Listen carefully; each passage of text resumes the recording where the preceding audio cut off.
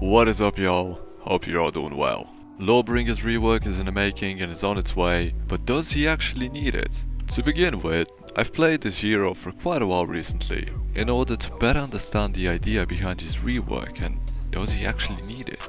Now, after countless hours of gameplay, I came to a conclusion that he simply doesn't. The rework itself doesn't focus on problems that he has, and here's why. From the very beginning of me trying him out, seeing what's what, it was clear that his attack chains are fine. However, it'd be nice to have at least 2 consecutive light attacks, which would truly make him stronger when you think about it. Of course, a mixture of lights and heavies is nice and fun to play around with, but on the other hand, that's what slows him down a little. The rework tends to fix this, which is good. Even though 3 lights in a row is a bit overkill and I still don't get it, but fine, fuck it.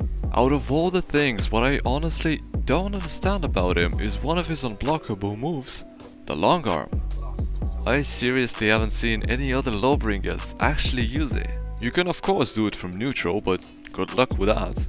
You cannot feint it, and if you miss, and you most likely will, you're gonna get bent over and even if you land it, it confuses both you and the enemy more than anything else. Oh, but yes, you can do it mid-chain, somewhat. Chaining it in between other attacks and so on is not that reliable and usually confusing simply because he has other, better and easier options to use. And usually you will most likely forget that he even has this move in his kit. And I'm not even joking, it's that bad. At first I thought that's the reason for the rework, it will get fixed, right? Not really. So we have a hero with a close to a perfect kit and giving him some extra stuff, adding some tweaks, but not focusing on this, which is the biggest problem the Lawbringer has. Honestly, if it's gonna stay the exact same way as it is now, it's better off to completely remove it. Trust me, you won't feel any difference, since nobody uses it. Thing is that he never needed this rework. After he got buffed, he didn't have that many issues to begin with. The biggest flaw was his neutral game, extremely weak openings and kind of difficult to access his finishers. Had no roll catcher and I guess some hyper armor would be nice too.